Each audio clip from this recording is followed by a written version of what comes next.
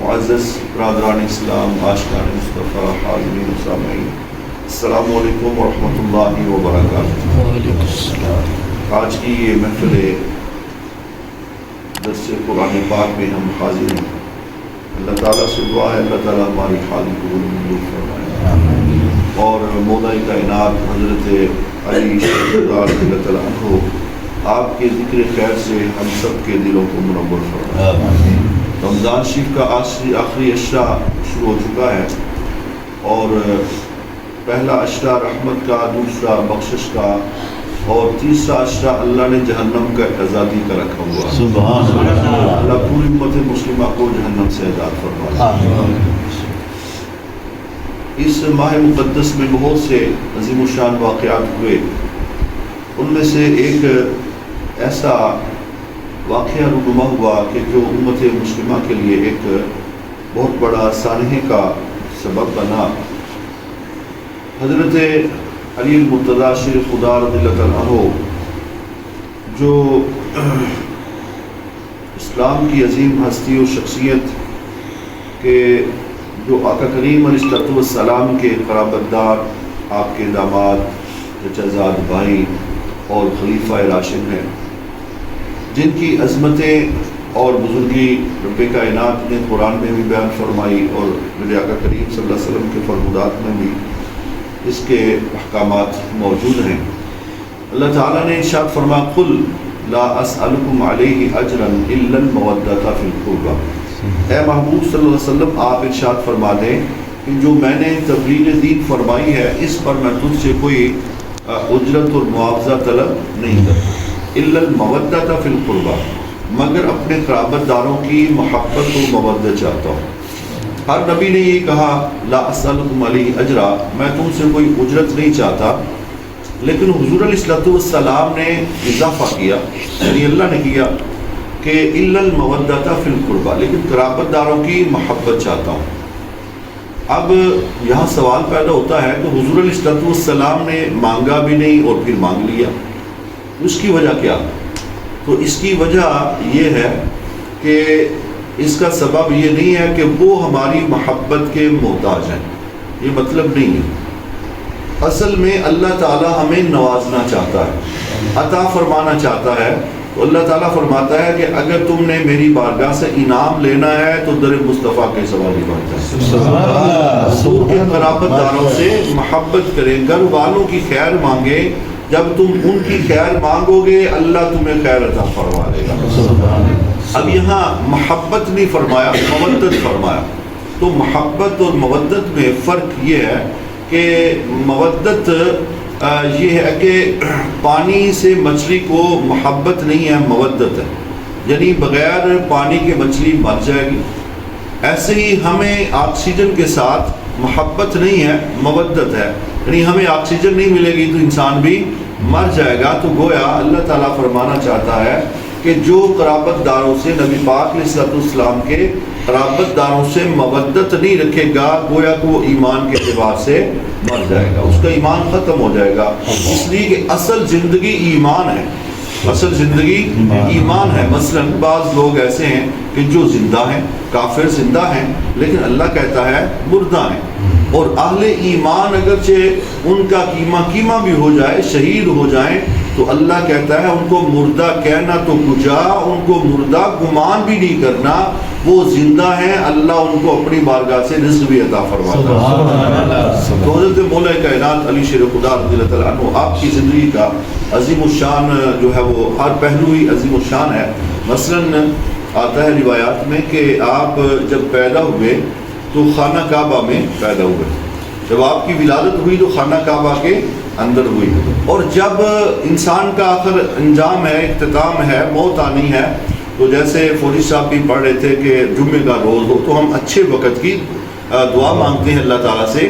تو آپ کا جب آخری وقت آتا ہے تو آپ مسجد میں امامت فرما رہے تھے، نماز کی امامت فرما رہے تھے، اور اللہ کے گھر میں آپ کے اوپر حملہ ہوتا ہے، تو آپ مسجد میں شہادت پاتے ہیں اس اعتبار سے۔ تو کسی نے کیا خوب اس شعر کو بیان کیا ہے آپ کا آغاز اور آپ کا انجام کے اعتبار سے کہ کسے را میسر نشد ای سعادت باکعبہ ولادت بمسجد شہادت. سبحان اللہ. کسی کو یہ اعزاز حاصل نہیں ہوا کہ وہ جناب پیدا ہو تو اللہ کے گھر میں، آخری وقت آئے تو بھی اللہ کے گھر میں. تو پتہ چلا کہ علی شیر خدا رضی اللہ تعالیٰ عنہ آپ کا اللہ کے گھر کے ساتھ کتنا گہرا تعلق ہے، کتنا عظیم الشان تعلق ہے کہ آپ کی ولادت بھی اللہ کے گھر میں، آپ کی شہادت بھی اللہ کے گھر میں ہوتی ہے. تو اس لیے حضور علیہ السلام نے ان کو اپنی آغاز ہی میں اپنی تربیت میں لے لیا.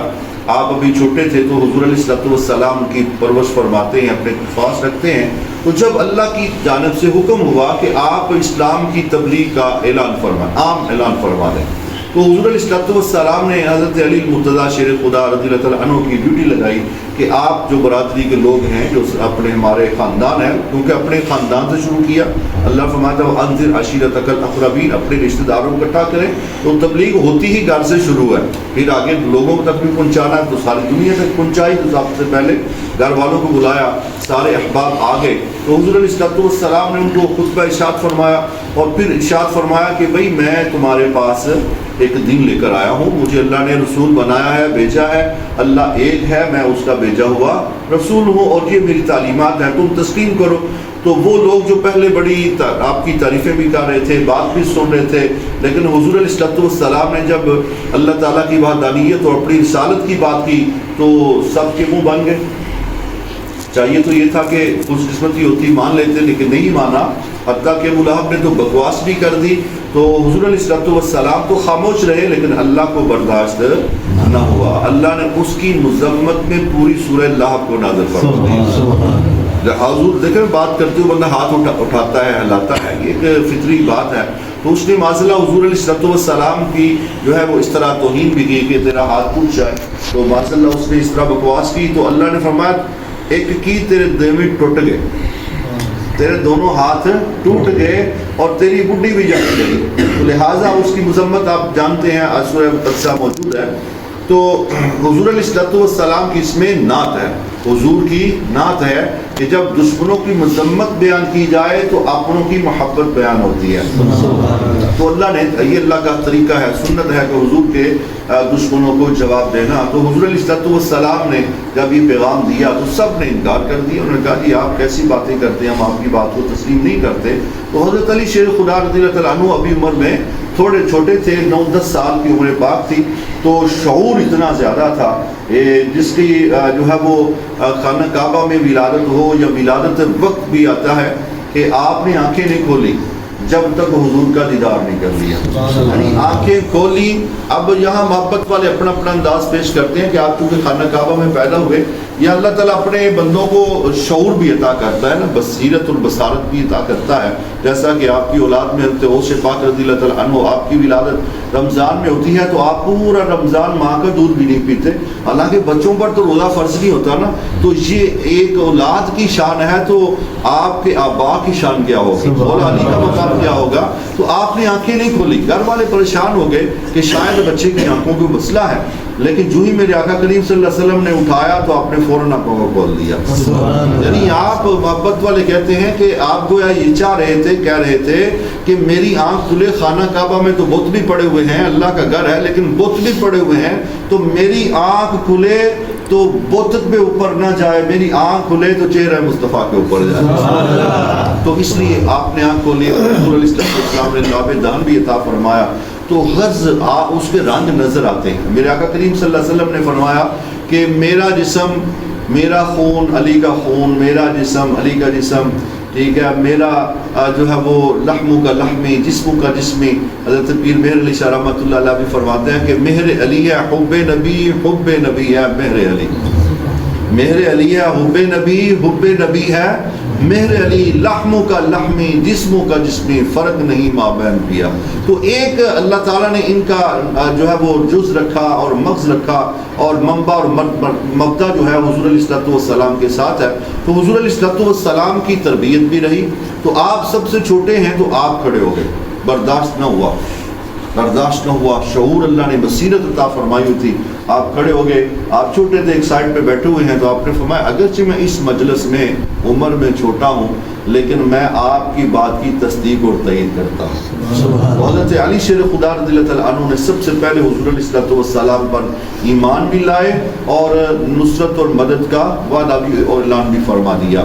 اور اس وقت سے لے کر اپنے ساری زندگی، اس وقت سے لے کر ابھی سن شعور تو ملتا ہے، لیکن اس مقام سے لے کر حضرت مولا کائنات شیر خدا رضی اللہ تعالیٰ عنہ آپ جو ہے وہ دین متین کی تبلیغ میں حضور کے ساتھ شانہ بشانہ رہے. حضور علیہ الصلوۃ والسلام اپنے گھر میں نماز ادا فرماتے تو آپ کے ساتھ حضرت خدیجہ الکبریٰ رضی اللہ تعالیٰ عنہا، حضرت زید اور حضرت علی شیر خدا رضی اللہ تعالیٰ عنہ گھر میں نماز پڑھتے. تو اس طرح یہ تبلیغ کا سلسلہ جاری ہو گیا.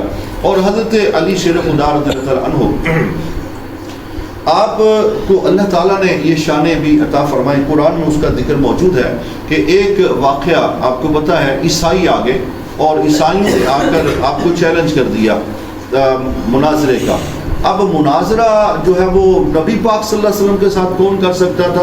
وہ بڑے بڑے اکٹھے ہو گئے اور ان کا بڑے سردار تھے. تو آپ نے فرمایا ان سے کہ بھئی تم میں سے جو بڑا ہے، جو بات کرنا ایک ہی ظاہر ہے بات کرے گا، تو وہ سامنے آئے. تو جو ان کا بڑا تھا، انہوں نے کہا جی یہ ہمارا سردار ہے، یہ بات کرے گا. انہوں نے کہا جی ٹھیک ہے. جب وہ سامنے آیا تو میرے آقا کریم علیہ الصلوۃ والسلام نے فرمایا کہ حضرت عیسیٰ علیہ السلام کی تبلیغ میں اور تعلیمات میں جو موٹا عالم دین ہوتا ہے، جو بہت موٹا ہوتا ہے، وہ اللہ کا دشمن ہوتا ہے. انہوں نے کہا جی ہاں ایسا ہی ہے. تو وہ جو جس کو انہوں نے آگے کیا تھا وہ بہت موٹا تھا. تو آپ نے سرکار نے فرمایا تو خود ہی اللہ کا دشمن ہے، تو مناظرہ کیسے کر سکتا ہے؟ تو یہ ایک وہ حیران بھی ہو گئے. یہ مناظرے کا اصول ہوتا ہے نا، اگلے کو زیر بھی کرنا ہوتا ہے. اور یہ بھی کہ حضور علیہ الصلوۃ والسلام تو بظاہر کسی سے پڑھے نہیں ہیں، تو یہ ہماری شریعت کیسے جانتے ہیں؟ تو انکار بھی نہ کر سکے. تو مناظرہ میں وہ ہار گئے. اب انہوں نے کہا جی ہم مناظرہ نہیں کریں گے، مباہلہ کریں گے، اللہ سے دعا کریں گے کہ جو سچا ہوگا وہ بچ جائے گا، جو جھوٹا ہو جائے گا وہ مر جائے گا. انہوں نے کہا جی ٹھیک ہے. اور اس میں طے ہوا کہ آپ اپنی عورتیں لائیں، ہم اپنی عورتیں لائیں گے، آپ اپنے بچے لائیں، ہم اپنے بچے لائیں گے، تم اپنے آپ کو پیش کرو، ہم اپنے آپ کو پیش کریں گے. تو اگلے دن ایسا ہی ہوا، وہ بھی آ گئے. اور جب وہ مسجد نبی میں پہنچے تو میرے آقا کریم علیہ الصلوۃ والسلام اپنے حجرے سے تشریف لائے. آگے آقا کریم علیہ الصلوۃ والسلام ہیں، پھر حضرت علی شیر خدا ہیں، پھر حسنین کریمین اور سیدہ فاطمہ الزہرا رضی اللہ تعالی عنہا باپردہ تشریف لاتی ہیں. تو ابھی وہ آتے ہی ہیں، تشریف لاتے ہیں تو عیسائی فوراً بول اٹھے، پکار اٹھے. انہوں نے کہا نہیں یا رسول اللہ، ہم آپ سے مباہلہ بھی نہیں کریں گے، ہم آپ سے مباہلہ نہیں کریں گے. آپ جو کہتے ہیں ہم سے شرائط لے لیں، تو آپ ہم سے جو تقاضا کرتے ہیں ہم کرتے ہیں، ایمان نہیں لائیں گے تو آپ ہم سے معاہدہ کر لیں. تو میرے آقا کریم علیہ الصلوۃ والسلام نے فرمایا ٹھیک ہے کوئی بات نہیں، آپ نہیں تو ایمان نہیں لاتے تو یہ ہے اسلام، مجبور نہیں کرتا، لیکن اسلام کے خلاف کوئی بات کرے تو اس کو برداشت بھی نہیں کرتا. تو انہوں نے تسلیم کر لیا. انہوں نے کہا کہ ہم اسلام تو قبول نہیں کریں گے، لیکن آپ کی جو شرط. تو پھر انہوں نے جزیہ دینا وغیرہ وغیرہ، آپ کے تابع رہنا قبول کر لیا. حضور نے ایمان نامہ لکھا اور ان کو بھیج دیا. تو انہوں نے آپس میں بات کی. انہوں نے کہا سرداروں سے پوچھا کہ تم نے مباہلہ کیوں نہیں کیا؟ انہوں نے کہا وہ نورانی چہرے دیکھتے نہیں تھے، جو دعا کرتے اللہ اس کو پورا فرما دیتا. اور میرے آقا کریم علیہ الصلوۃ والسلام نے بھی یہی ارشاد فرمایا. میرے آقا نے فرمایا کہ اگر وہ ہم سے مباہلہ کرتے تو 1 سال کے اندر پورے روئے زمین سے عیسائی مر جاتے اور قیامت تک کوئی عیسائی پیدا نہ ہوتا. اور اس مقام پر اللہ تعالیٰ نے فرمایا کہ جب مباہلہ ہوا تو فرمایا فَقُلْ تَعَالَوْا نَدْعُ أَبْنَاءَنَا وَأَبْنَاءَكُمْ وَنِسَاءَنَا وَنِسَاءَكُمْ وَأَنفُسَنَا وَأَنفُسَكُمْ. آؤ تم اپنے بیٹے لاؤ، ہم اپنے بیٹے لاتے ہیں. گویا کہ حضرت حسنین کریمین کو میرے آقا کریم صلی اللہ علیہ وسلم نے اپنا بیٹا ارشاد. یہ قرآن کی نص ہے کہ حسنین کریمین کون ہے؟ حضور کے بیٹے، حضرت علی کے بیٹے ہیں، حضرت فاطمہ کے بیٹے ہیں، لیکن وہ حضور کے بیٹے. اور حضور علیہ الصلوۃ والسلام کا نسل ان سے چلتی ہے. اور فرمایا تم اپنی عورتیں لاؤ، ہم اپنی عورتیں لاتے ہیں. تو آپ جس کو لائے اس سے مراد سیدہ فاطمہ الزہرا رضی اللہ تعالی عنہا ہے. اور پھر فرمایا انفسنا وانفسکم، ہم اپنی جانیں لاتے ہیں، تم اپنی جانیں لاؤ. تو آپ جس کو اپنی جان کے ساتھ پیش فرما رہے ہیں وہ علی شیر خدا رضی اللہ تعالیٰ. تو گویا حضور کی جان جو ہے وہ علی شیر خدا ہے. وہ کیسی شان اللہ تعالیٰ نے عطا فرمائی. تو حضرت علی شیر خدا رضی اللہ تعالیٰ عنہ کی جو جرت اور بہادری اور آپ کی جو شجاعت ہے وہ بھی بہت مشہور ہے کہ آپ جب غزوات میں جاتے، آج بھی ہمیں ضرورت اس چیز کی ہے کہ مسلمانوں پر ظلم و ستم ہو رہا ہے اور مسلمان جو ہے وہ بھیڑ بکری کی طرح کٹ رہے ہیں اور تماشا دیکھ رہے ہیں اور اپنی آنکھوں کے سامنے ہماری بھائیوں کو کاٹ. اس کی وجہ کیا، ہم نے وہ جہاد، وہ علی شیر خدا کی جو تلوار ہے اس کو چھوڑ دیا اور ہم ذلیل و خوار ہو رہے ہیں. سارا کچھ ہونے کے باوجود بھی ہمارے آنکھوں کے سامنے ہمارے بھائیوں کو قتل کیا جاتا ہے. تو بس ایسے ہی سارا کچھ ہونے. تو علی شیر خدا رضی اللہ تعالیٰ عنہ آپ بظاہر جو کی روٹی کھاتے ہیں، جو کی روٹی، اور طاقت کا عالم یہ ہے کہ جب آپ کی تلوار چلتی تو غیب سے ندا آتی، غیب سے آواز آتی، لا فتح الا علی لا سیف الا ذو الفقار. اس شعر کو اس طرح پورا کیا جاتا ہے کہ شاہ مردہ شیر یزدہ قوت پروردگار. یہ طاقت کس کی تھی؟ اللہ کی طاقت. علی شیر اسد اللہ ہے، اللہ کا شیر ہے، اللہ نے شیر قرار دیا ہے. تو حضور علیہ الصلوۃ والسلام کے علی شیر خدا رضی اللہ تعالیٰ عنہ کے لیے فرمایا کہ لا فتح الا علی لا سیفا الا ذو الفقار. جوان ہے تو علی ہے، تلوار ہے تو ذوالفقار حیدری ہے. ایسی تلوار چلتی ہے کہ کوئی سامنے نہیں آ سکتا. اس کی بے شمار مثالیں موجود ہیں. مرحب فاتح خیبر حضرت علی شیر خدا رضی اللہ تعالیٰ عنہ کو قرار دیا. جب قلعہ فتح نہیں ہو رہا، کئی روز محاصرہ ہو گیا، تو آپ علیہ الصلوۃ والسلام نے اعلان فرما دیا کل میں جھنڈا اور تلوار، یعنی جھنڈا دینا یا آگے اس کو پھر ذمہ داری دینا، کل میں اس کو دوں گا جس کے ہاتھ پر اللہ خیبر کو فتح فرما دے گا. خیبر کے بہت سے قلعے تھے، ایک قلعہ بہت خطرناک تھا اور اس کا محاصرہ شدید ہو گیا. تو ظاہر ہے مشکل بھی ہوتا ہے، سارے اصحاب ساتھ موجود ہیں اور پھر وہ وہاں ٹھہرے رہنا، دشمن کا مضبوط رہنا تو مشکل ہے. تو اگلے دن سارے حیران ہیں کہ شاید یہ قرآن اندازی کس کو ملتی ہے، یہ اعزاز کس کو ملتا ہے. تو آپ نے فرمایا علی کدھر ہے؟ عرض کہ یا رسول اللہ ان کی تو آنکھوں میں تکلیف ہے. تو آپ نے علی کو بلاؤ. حضرت علی حاضر ہو گئے. عرض کہ یا رسول اللہ آنکھوں میں تکلیف ہے. آپ نے فرمایا آ کے آگے کرو. یہ ہے میرے آقا کی شان. سبحان اللہ. آنکھوں میں اپنے لعاب دہن لگا دیا، اللہ نے شفا عطا فرما دی. سبحان اللہ. آپ نے علی جاؤ بھائی. آپ فرماتے ہیں کہ یہ اللہ سے محبت کرتے ہیں، اللہ ان کا رسول ان سے محبت کرتا ہے. تو آپ جب علم لے کر آگے نکلے تو آگے ظاہر ہے وہ دروازہ بند تھا اور پھر وہ آگے جب آئے تو ان کا جو بڑا سردار تھا، سپہ سالار تھا مرحب، وہ 1000 بندے کے مد مقابل پر اکیلا ہی لڑتا تھا اور ان پر بھاری ہوتا تھا. لیکن اسے کیا پتا کہ یہ مصطفیٰ کے غلاموں کی شان کیسی ہے. تو آپ جب آگے بڑھے تو ظاہر قد آپ کا تھوڑا چھوٹا تھا، تو جب سامنے آئے تو وہ بندہ سمجھتا نا کہ یار مقابلے کا بندہ ایسا نہیں ہے. تو آپ نے فرمایا تو ذرا مقابلہ کر کے دیکھ. تو مقابلہ کیا تو جب وہ آگے بڑھا آپ نے ایک ہی وار کیا، اس کو 2 ٹوٹے کر کے رکھ دیا. اور پھر وہ جو کواڑ تھا اس کا دروازے کا وہ بہت بڑا تھا. آپ کو اب جانتے ہیں کہ بڑے بڑے وہ دیواریں ہوتی تھیں، بڑے بڑے دروازے ہوتے کہ بندے اس کو بند کرتے تھے. تو آپ نے ایک ہاتھ سے آپ کی وہ ڈھال ٹوٹ گئی تو آپ نے ایک ہاتھ سے اس کو کواڑ کو توڑا اور اس کی ڈال بنا کر جہاد فرمایا. اللہ تعالیٰ نے خیبر کو فتح فرما دیا. تو حضرت علی شیر خدا رضی اللہ تعالیٰ عنہ آپ کی جرأت اور بہادری کے جو ہے وہ بے شمار واقعات موجود ہیں، لیکن محبت رسول کا انداز بھی جدا ہے. حضور علیہ الصلوۃ والسلام ایک مارکہ سے، ایک جہاد سے واپس تشریف لا رہے ہیں کہ ایک مقام پر عصر کا وقت ہو جاتا ہے. عصر کا وقت ہو گیا. حضرت علی شیر خدا رضی اللہ تعالیٰ عنہ آپ جو ہے وہ تشریف فرمائے حضور کی بارگاہ میں حاضر ہیں. تو حضور علیہ الصلوۃ والسلام نے آرام کرنے کے لیے آپ کی گود میں سر رکھ دیا. سر انور رکھا تو آپ نے آرام فرمانا شروع کر دیا. قریب ہے کہ عصر کا وقت چلا جائے، مغرب قریب آ گئی. تو آپ حضور کو اٹھا بھی نہیں رہے. اور آپ کو پتہ ہے جب فجر کی اذان ہوتی ہے تو آپ پڑھتے ہیں نا الصلاۃ خیر من النوم، نماز نیند سے بہتر ہے. اور پھر عصر کی نماز بھی بڑی شان والی ہے. تو عصر کی نماز بھی جا رہی ہے. علی شیر خدا کو مسئلے کا بھی پتہ ہے، ادھر حضور آرام بھی فرما رہے ہیں، لیکن حضرت علی حضرت حضور صلی اللہ علیہ وسلم کو بیدار نہیں کر رہے. آپ تو بیدار ہی بیدار ہیں، لیکن ظاہر ہے یہ دنیا کا نظام ہے تو آپ کو نہیں اٹھایا کہ یا رسول اللہ میں نے نماز پڑھنی ہے. حضرت علی کی نماز ہے تو کیسی جناب آپ کی نماز ہوگی کہ آپ تو جہاد میں بھی زخمی ہو جاتے ہیں. تیر لگا ہوا ہے تو تیر ایسا ہے کہ مڑ گیا اور نکل نہیں رہا. تو آپ نے فرمایا جب میں نماز میں کھڑا ہوں تو پھر میرا تیر نکال لینا. ایسے مکن ایسی نماز ہے اور آپ کا جسم پھر نرم ہو جاتا تھا. تو خرچ ایسی نماز پڑھنے والے ہماری جیسی دنیا مرضی ہوئی تو پڑھ لی، نہ ہوئی تو نہ صحیح. تو ایسی نماز پڑھنے والے ہیں.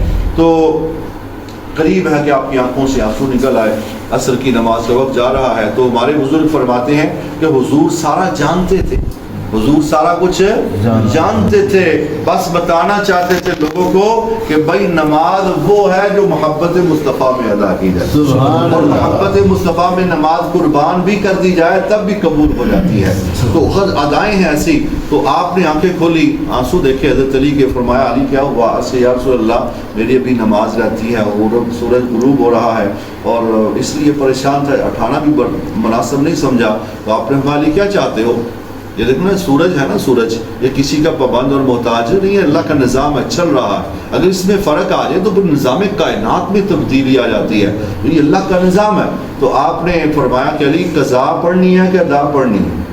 اس کی یا رسول اللہ ساری زندگی تو قضا کی نہیں، آپ کے ہوتے ہوئے بھی قضا کروں گا، میں تو قضا کا عادی نہیں ہوں، میں تو ادائی کرنا چاہتا ہوں۔ تو میرے آقا کریم صلی اللہ علیہ وسلم نے انگلی کا اشارہ کیا، تو چونکہ ساری کائنات میرے آقا کی غلام اور نوکر امتی ہے تو وہ اشارہ کیوں نہ سمجھتا؟ تو جو مصطفیٰ کا اشارہ نہ سمجھے وہ تو ابو جہل بن جاتا ہے، اور جو اشارہ سمجھتا ہے وہی تو عاشق بنتا ہے۔ اشارہ کیا تو سورج الٹے پاؤں پلٹے، چاند اشارے سے ہو چاک، اندھے منکر دیکھ لے قدرت رسول اللہ کی، سورج بھی باغا واپس آ جاتا ہے۔ اور حضرت علی نے نماز ادا فرمائی اور اللہ کا شکر ادا کیا۔ تو فاضل بریلوی رحمہ فرماتے ہیں کہ واری مولا علی نے تیری نیند پر نماز، واری مولا علی نے، پتہ چلا کہ حضور کی نیند سے، حضور کی نیند نماز سے بھی افضل ہوگی، یعنی یہاں ادب کا تقاضا ہے۔ تو اعلیٰ حضرت فرماتے ہیں کہ واری قربان کر دی، واری مولا علی نے تیری نیند پر نماز، اور وہ بھی عصر جو سب سے اعلیٰ خطر کی ہے، حافظوا علی الصلوات والصلاۃ الوسطیٰ۔ اس لیے ہم کہتے ہیں کہ بعض لوگ تو کہتے ہیں کہ نماز میں حضور کا خیال آ جائے تو نماز نہیں ہوتی، معاذ اللہ۔ تو ہم کہتے ہیں وہ نماز ہی نہیں ہے جو مصطفیٰ کے خیال کے بغیر پڑھی جائے۔ بھائی اس حضور کا تو سنو کو تو سلام کرتے، کس کو کرتے ہیں؟ السلام علیکہ ایھا النبی رحمۃ اللہ وبرکاتہ۔ تو نماز میں جب تک حضور کو سلام نہ کیا جائے تو نماز مکمل نہیں ہوتی۔ تو آخری بات عرض کرتے ہیں، وہ بے شمار آپ کے محاسن ہیں۔ تو آپ کی ساری زندگی تبلیغ میں گزری اور جہاد میں گزری، تبلیغ دین میں گزری، آخری وقت آتا ہے آپ خلیفۃ المسلمین ہیں، آپ دمشق میں امامت بھی فرماتے، حکمران ہیں۔